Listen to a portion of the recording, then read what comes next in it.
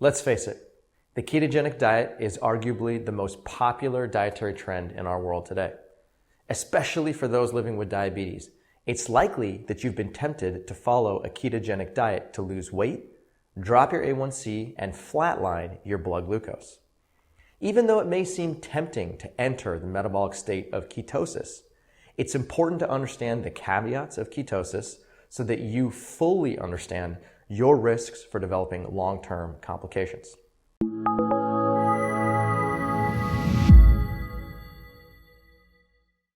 What exactly is ketosis? And why is ketosis a popular recommendation for those living with diabetes? A ketogenic diet is a very low carbohydrate diet by design, containing a maximum of 30 grams of dietary carbohydrate per day. At the base of the ketogenic food pyramid are eggs, dairy, meat, oil, and fish, which make up the bulk of calories eaten.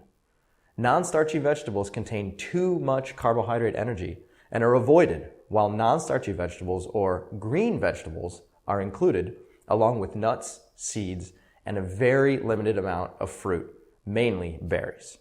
Now, the ketogenic diet explicitly prohibits the consumption of grain products, even whole grains, as well as pasta, refined sugar, milk, corn, legumes, including lentils, beans, and peas, as well as rice. When you eat a ketogenic diet, your muscles and liver switch from oxidizing glucose as their primary fuel to fatty acids as their primary fuel. And in order to withstand a very low carbohydrate intake, your liver manufactures ketone bodies as an emergency backup fuel for your brain when in the state of ketosis. If you're living with diabetes, this may sound like a great idea because your pancreas is provided with an opportunity to reduce insulin production due to low carbohydrate intake. Now, millions of people around the world who eat a ketogenic diet achieve a flatline blood glucose profile and greatly reduce or eliminate their need for oral medication and insulin. If you've experienced this yourself, you may be thinking, great, I solved the problem. Eating a ketogenic diet is keeping my blood glucose in control, and therefore my diabetes health is going up. In addition, the state of ketosis induces a number of short-term benefits, including rapid weight loss, reduced fasting glucose, reduced post-meal blood glucose, reduced A1C, reduced total cholesterol, reduced LDL cholesterol, and flatline blood glucose. The problem is that eating a ketogenic diet significantly increases your risk for chronic disease and premature death in the long term. After researching the advice from the top ketosis gurus, we made a list of the 7 biggest and most dangerous misconceptions about ketogenic diets. In this video, we'll go into detail about the truth underlying ketosis and refute many common statements backed by misleading science, incorrect biochemistry, and a fundamental lack of understanding of human biology. Ketosis misconception number 1. Insulin is your fat storage hormone. Now, you may have heard people in the ketogenic community refer to insulin as your fat storage hormone, and that by adopting a very low carbohydrate diet, you prevent your blood glucose from spiking after a meal. Now, hold on a second. Open any biology textbook and you'll find that the primary function of insulin is to help glucose exit your blood and enter tissues. But that insulin also helps fatty acids and amino acids enter your blood and enter tissues. It is absolutely critical to understand that the primary function of insulin is to help transport glucose out of your blood and into tissues. And a secondary effect of insulin is to help transport fatty acids and amino acids out of your blood and into tissues. Simply because insulin has the ability to transport fat into tissues does not mean that it's factually correct to label insulin as your fat storage hormone. This is a gross exaggeration of the actual role of insulin and is meant to scare people into believing that any amount of insulin in circulation will make you fat. Now, insulin triggers macronutrient uptake in this order. Priority number 1, insulin transports glucose into tissues to either be burned for energy or to be stored as glycogen for later use.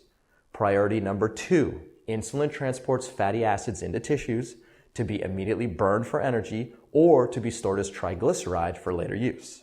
Priority number 3, insulin transports amino acids into tissues to be synthesized into new protein, to be burned for energy, or to be converted into other compounds. Understanding this insulin priority hierarchy is very important because it reinforces the concept that insulin's primary role is to handle all things related to glucose metabolism before it begins directing fatty acids and amino acids into tissues. Now, insulin is the most powerful anabolic hormone in your body, meaning that it promotes more growth and more fuel storage than any other hormone. And ketogenic dieters exaggerate this fact, condemning insulin entirely, claiming that even small amounts of insulin will make you fat. Fact: insulin is the most anabolic hormone in your body, responsible for more fuel storage and cell growth than any hormone in your body. Fact: insulin promotes more growth than testosterone. Fact: insulin promotes more growth than estrogen. Fact: insulin promotes more growth than growth hormone.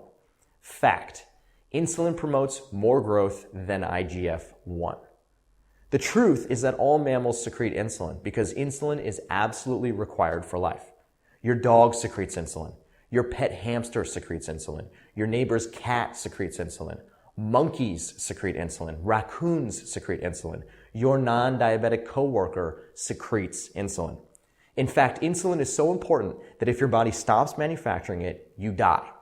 Without insulin, your dog would die. Your pet hamster would die. Your neighbor's cat would die. Your non-diabetic coworker would die. In truth, a physiologically normal amount of insulin is absolutely required to stay alive. But secreting or injecting excess insulin is what substantially increases your risk for coronary artery disease, atherosclerosis, and cardiovascular disease as a whole. Ketosis misconception number 2. Eating carbohydrates spikes your blood glucose. Proponents of the ketogenic diet often argue that eating any food containing carbohydrate energy will spike your blood glucose, and that the only way to avoid dangerous blood glucose spikes is to avoid carbohydrate-rich foods. Technically speaking, when you eat carbohydrate-rich food, your blood glucose will rise. Furthermore, reducing your carbohydrate intake will keep your blood glucose more stable. For these reasons, ketogenic dieters maintain a total carbohydrate intake less than 30 grams per day, representing less than 10% of total calories on average. What those in ketosis don't understand is that the amount of glucose in your blood is not only determined by the amount of carbohydrate that you eat, but instead a reflection of both your dietary carbohydrate and your dietary fat intake. Now, we have written extensively about the detrimental role that excess dietary fat plays in the development of insulin resistance, leading to high blood glucose, increased insulin requirements, high cholesterol, beta cell death, and increased risk for many chronic diseases. It's important to understand that only paying attention to how much carbohydrate you eat will mislead you into thinking that this single macronutrient controls your entire blood glucose profile, when in reality, your blood glucose is determined primarily by how much fat you eat and secondarily by the amount of carbohydrate that you eat. To understand how your blood glucose responds to different macronutrient profiles, let's explore how a ketogenic diet, a standard American diet, and a low-fat plant-based whole food diet affect your blood glucose. When operating in a high-fat ecosystem on a ketogenic diet, the primary reason why your blood glucose remains flat is because of the near absence of carbohydrate-rich foods. In this way, eating a high-fat diet is very effective at flatlining your blood glucose because carbohydrates are kept below 30 grams per day. As long as you avoid carbohydrate-rich foods, your blood glucose is likely to stay very stable. But the minute you choose to eat carbohydrate-rich foods, such as a banana, a potato, a bowl of quinoa, your blood glucose is likely to increase significantly due to a hidden state of fatty acid-induced insulin resistance. Now, the standard American diet is a perfect example of a diet that is high in both carbohydrate and high in fat, which increases your risk for high blood glucose, insulin resistance, and diabetes. Because both fat and carbohydrate are present in large quantities, controlling your blood glucose becomes increasingly difficult over time. Now, because a low-fat, plant-based, whole food diet is low in dietary fat, your carbohydrate tolerance or your ability to eat carbohydrate-rich food increases substantially, resulting in maximum insulin sensitivity and the opportunity to completely reverse insulin resistance altogether. When operating in a low-fat ecosystem on a plant-based diet, it is quite easy to maintain flatline blood glucose as long as your total fat intake is maintained below approximately 30 grams per day, and your carbohydrate intake comes from whole foods like fruits, vegetables, legumes, and whole grains, and not from products containing refined sugars. Ketosis misconception number 3. Diabetes is carbohydrate toxicity, and insulin resistance is a state of carbohydrate intolerance. Those in the ketogenic community often label diabetes as a problem of carbohydrate toxicity, suggesting that dietary carbohydrate is the primary cause of the disease process. In addition, ketogenic dieters believe that insulin resistance is caused by insulin itself, triggered by an excess consumption of dietary carbohydrate. I cannot tell you how many people tell me, Cyrus, insulin resistance is not caused by fat. It's caused by insulin. This, my friend, could not be farther from the truth. In order to make these statements factually correct, it's necessary to go back to basic biochemistry principles and understand that the vast majority of people who develop insulin resistance do so by eating a diet containing large amounts of dietary fat, as we discussed earlier. Now, the research world has known this for more than 85 years. This was first established in the 1930s by the pioneering work of Drs. Rabinowitz and Himsworth, then further proven by Dr. Kempner in the 1950s and by Dr. Anderson in the 1970s. Despite this, the cause of insulin resistance and carbohydrate intolerance remains one of the most debated subjects in the world of diabetes even today. Now think of insulin resistance as a series of metabolic dominoes. The dominoes are arranged in this order. Number 1, you eat a diet containing dietary fat greater than about 15% of total calories. Number 2, you go and eat a banana, a potato, or a bowl of rice and check your blood glucose 2 hours later to find that your blood glucose meter reads a high number like 246. You point your finger and say, hey, bad banana, bad potato. I guess these foods are bad for me because clearly when I eat them, they increase my blood glucose. Now, the reason this happened is not because bananas and potatoes and rice are bad foods, but because insulin receptors in your muscle and in your liver have become dysfunctional due to too much dietary fat. That's right. Under normal circumstances, the glucose from these carbohydrate-rich foods are accompanied by insulin. And insulin's job is to say, knock, knock, I have some glucose, would you like to take it up? Normally, cells in your liver and muscle would say, sure, bring it on in. But when you've eaten your way into insulin resistance, insulin receptors say, you gotta be kidding me. Do you see how much energy I already have inside? I gotta burn this stuff first, and then, and only then, will I allow glucose in. For now, you stay in the blood. So when glucose becomes trapped in your blood due to these dysfunctional insulin receptors, you have a choice. Either you avoid carbohydrates like the plague and continue to remain in ketosis, or you drop your fat intake and gain the ability to eat carbohydrate-rich foods.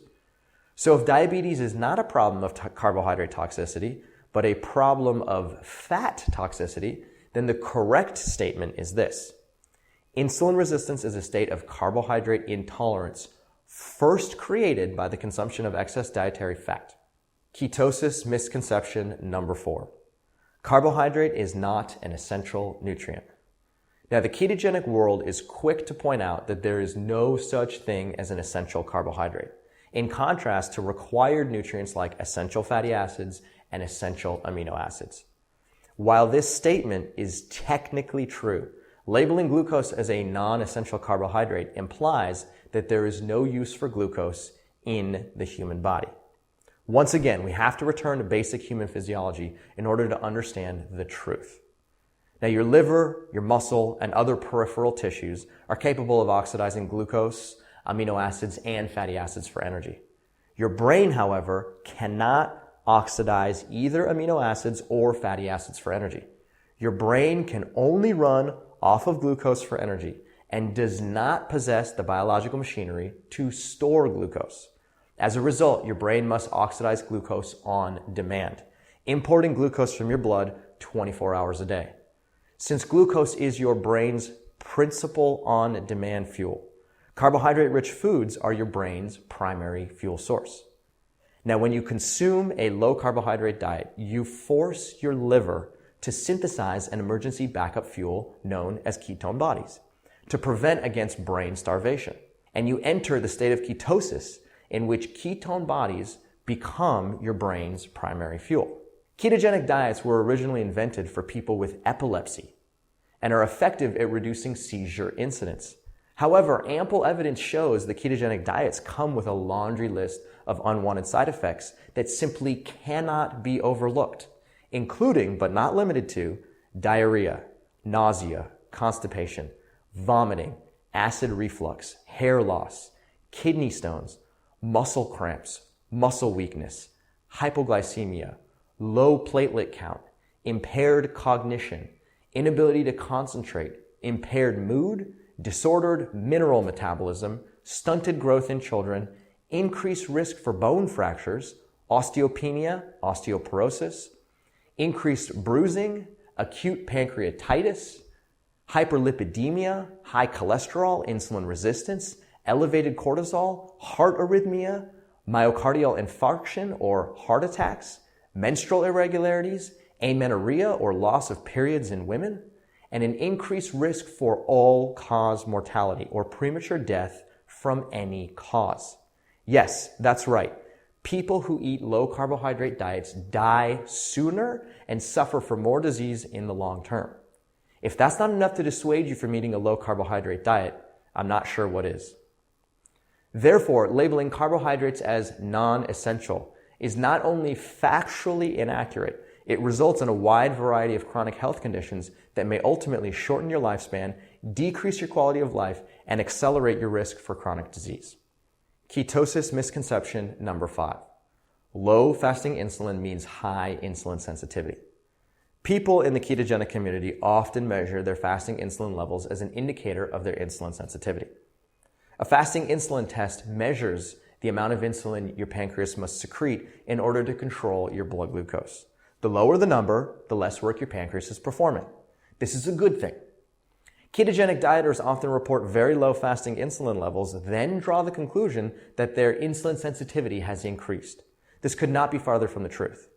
The only way to actually measure your insulin sensitivity is to utilize a glucose challenge, in which you either drink a solution containing glucose dissolved in water, or you eat a food containing carbohydrate energy.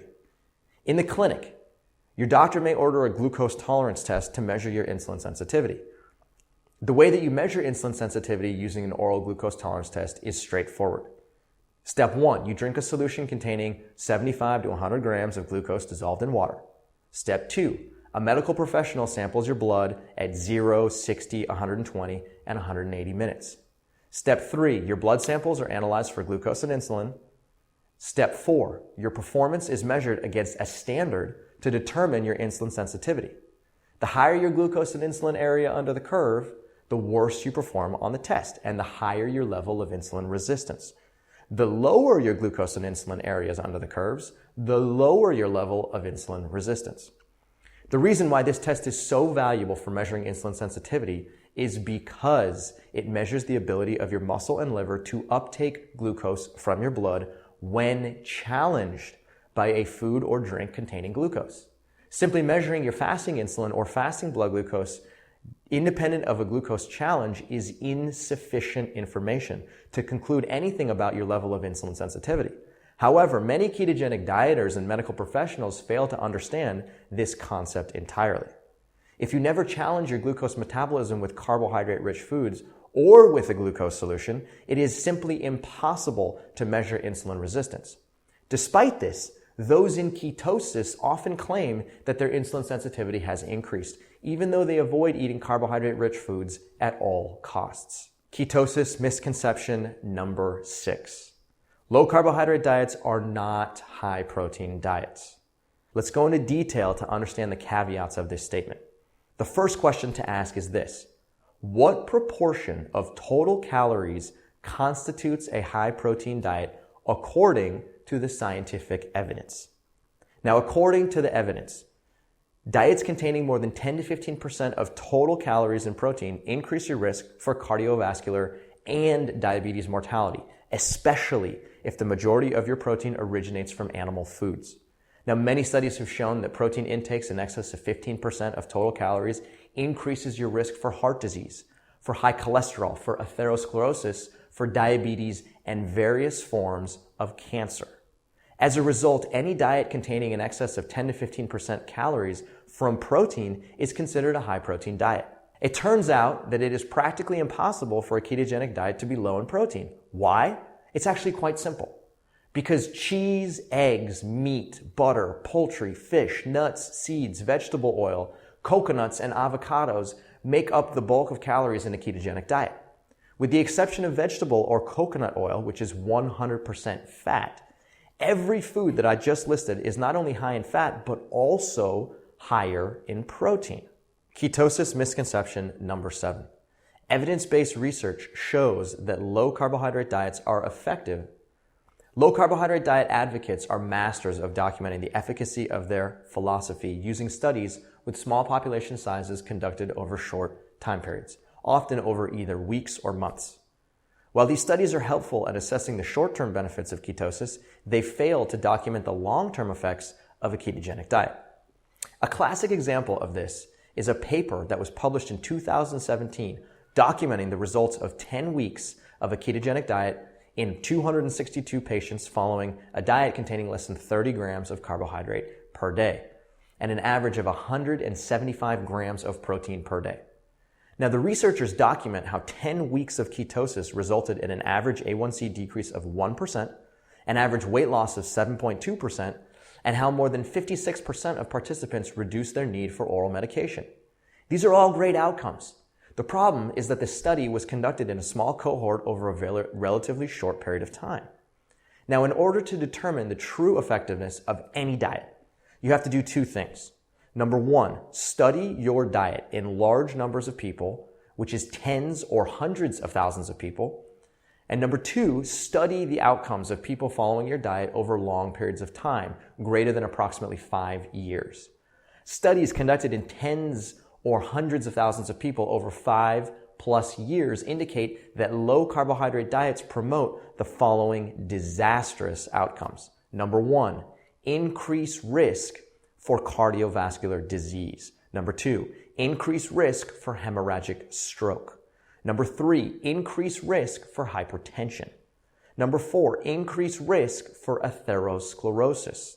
Number five, increase risk for diabetes mortality. Number six, increase risk for obesity. Number seven, increase risk for cancer.